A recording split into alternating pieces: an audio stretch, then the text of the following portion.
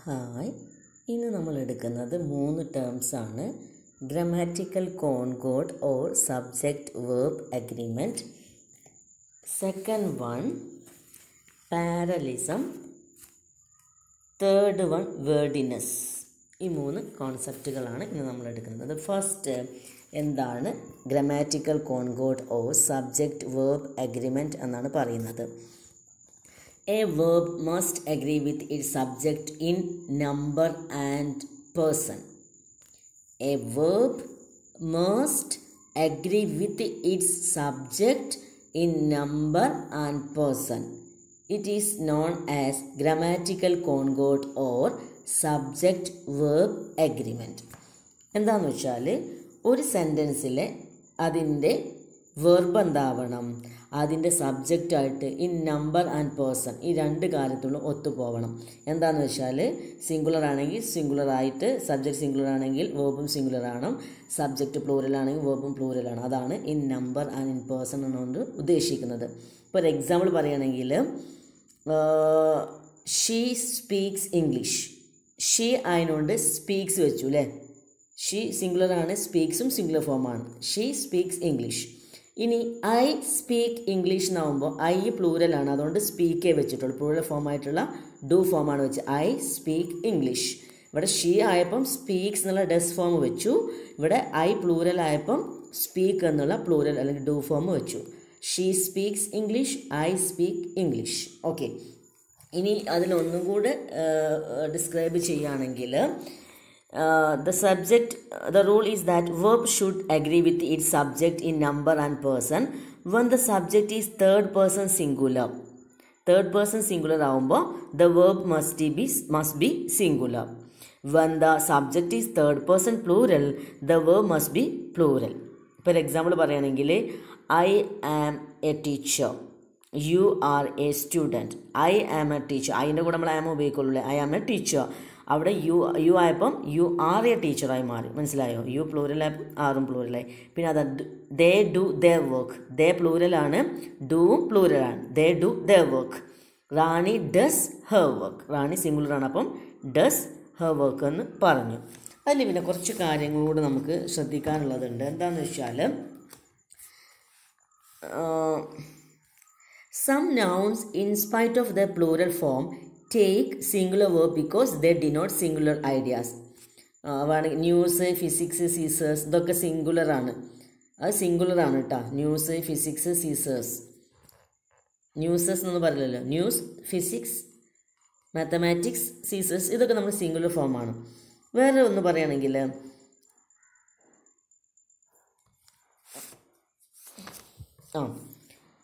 words such as each, either or, neither nor, anyone, someone, etc. are singular. Take singular verb. നല്ലോണം ശ്രദ്ധിക്കുക. Words such as each, either or, neither nor, anyone, someone, etc. singular and take singular verb. Example, either the boys is selected. Either the boys is selected. Neither the girls is presented. Okay. പിന്നെ words such as both, many, few, a few, little, a little, several are plural and take plural verb.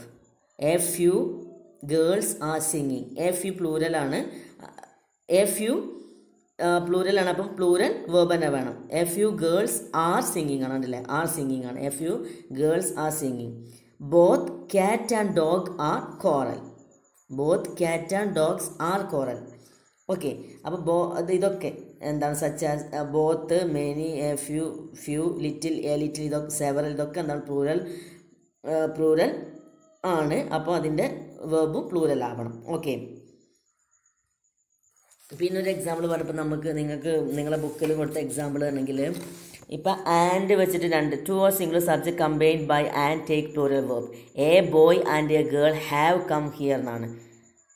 2 singular സബ്ജക്റ്റാണ്, പക്ഷെ അത് and വെച്ചിട്ട് combine ചെയ്യുമ്പോൾ അത് plural ഫോമാണ് വരാം. എന്താണ്? A boy and a girl have come here. Has വെച്ചാൽ തെറ്റാണ്. Okay, the cow and the calf need grass.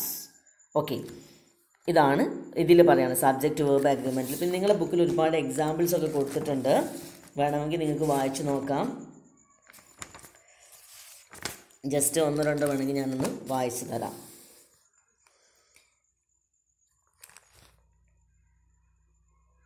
I do not have minimum marks in mathematics. ഇപ്പോൾ do വെച്ചു. Okay. Neither my parents nor my sisters knows how to play chess. Neither my parents nor my sister. Neither nor വെച്ചപ്പം sister ആയപ്പോൾ ഇവിടെ knows how to play chess ആയി.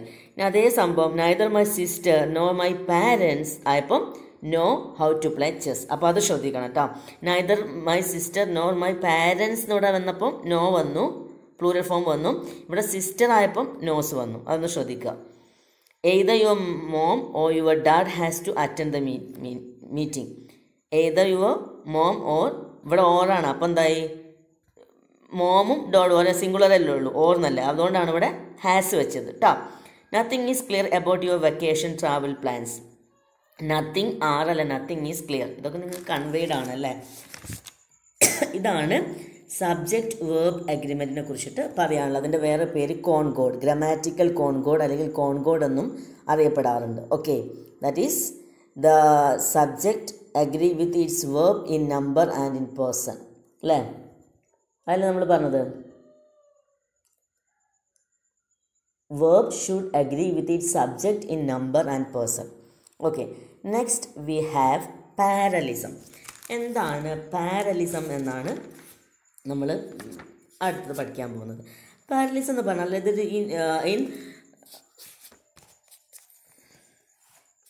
Parallelism is a stylistic feature in writing where ideas are presented using grammatically or structurally similar words or expressions.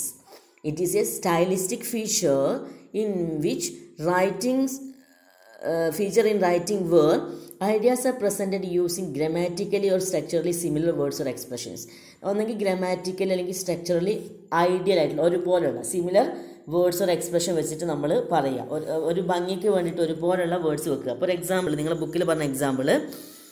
പിന്നെ ഇതിലൊരു ശ്രദ്ധിക്കേണ്ട കാര്യം എന്താണെന്ന് വെച്ചാൽ, for instance, when you are using a list of words or phrases, each expression in the list should be from the same grammatical category. അത് same grammatic, ഇപ്പോൾ നിങ്ങൾ grammatical category പറഞ്ഞാൽ വെർബ്, നൗണ്, അഡ്ജക്റ്റീവ്, ആഡ്വേർബ്, ഇതിനൊക്കെയാണ് grammatical category എന്ന് പറയാം. അപ്പോൾ അത് ഒരേ ഗ്രാമാറ്റിക്കൽ കാറ്റഗറിയിൽ പെടണം. നൗൺ ആണെങ്കിൽ ഉപയോഗിക്കുന്ന ഫുള്ള് നൗൺ ആവുക, വേർബ് ആണെങ്കിലൊക്കെ വേർബ്, ആഡ്വേർബ് ആണെങ്കിലൊക്കെ ആഡ്വേർബ് ഉപയോഗിക്കും. ഇതിനെയാണ് പാരലിസം എന്ന് പറയുന്നത്. നിങ്ങൾക്കൊരു എക്സാമ്പിൾ കൊടുക്കുന്നുണ്ട്. The poem is lyrical, long, interesting and meaningful. അതിലെല്ലാം അജക്റ്റീവായിസ്. Lyrical, long, interesting, meaningful എന്നൊക്കെ അജക്റ്റീവ്സ് ആണ്. ഓക്കെ, അടുത്തത് Kiran worked enthusiastically, consistently and evenly. അതൊക്കെ അഡ്വേർബിന് എക്സാമ്പിളാണ്. Create, sustain, explore and expand your professional network. അതിലെല്ലാ വേർഡ്സും വേർബാണ്. Read, think, write, every day to become A writer. അതിലെല്ലാ വേർഡ്സും വേർബാണ്. അപ്പം നിങ്ങൾ ഇത് പാരലിസം എന്ന് പറഞ്ഞാൽ എന്താണ്? Stylistic feature in writing where ideas are presented using grammatically or structurally similar words or expressions. അപ്പോൾ അജക്റ്റീവാണ് ഉപയോഗിക്കുന്നത്, എല്ലാം അജക്റ്റീവ് ആവണം.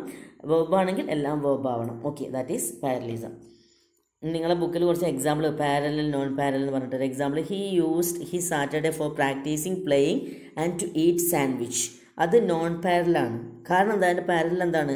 He used his Saturday for practising playing and eating. ഒക്കെ ഒരേ പ്ലേയിങ്, പ്രാക്ടീസിങ്, ഈറ്റിംഗ്. അങ്ങനെ വരുമ്പോൾ അത് പാരലാണ്. നിങ്ങൾ ബുക്കിൽ പേജ് നമ്പർ 88 കുറേ എക്സാമ്പിൾ ജസ്റ്റ് ഒന്ന് വായിച്ചു നോക്കുക. Next we have another term, wordiness or verbal garbage. Verbal garbage or wordiness. ഇതെന്താണെന്ന് വെച്ചാൽ informal writing means in academic writing അല്ലെ, ഫോർമല നമ്മൾ പറഞ്ഞിരുന്നു. Wordiness refers to the imperfection caused by the use of more words than the meaning demands. refers the imperfection caused by the use of more words than the meaning demands. നമ്മൾ കുറേ words ആവശ്യമില്ലാണ്ട് വെച്ച് കൊടുക്കുക. ആ മീനിങ്ങിന് ആവശ്യം, അല്ലെങ്കിൽ ഒരു sentence വായിക്കുമ്പോൾ അതിന് ഒരു മീനിങ് ഫുൾ ആവണമല്ലോ അർത്ഥം കിട്ടുന്നതാവണമല്ലോ. അപ്പം മീനിങ് ഡിമാൻഡ് ചെയ്തതിന് അപ്പുറത്തേക്ക് നമ്മൾ വെറുതെ കുറേ വേർഡ്സ് ഇങ്ങനെ ഉപയോഗിക്കുന്നതിനെയാണ് വേർഡിനെസ് ഓർ വെർബൽ ഗാർബേജ് എന്ന് പറയാം. It refers to the imperfection caused by the use of more words than the meaning demands. അതിന് എക്സാമ്പിള്,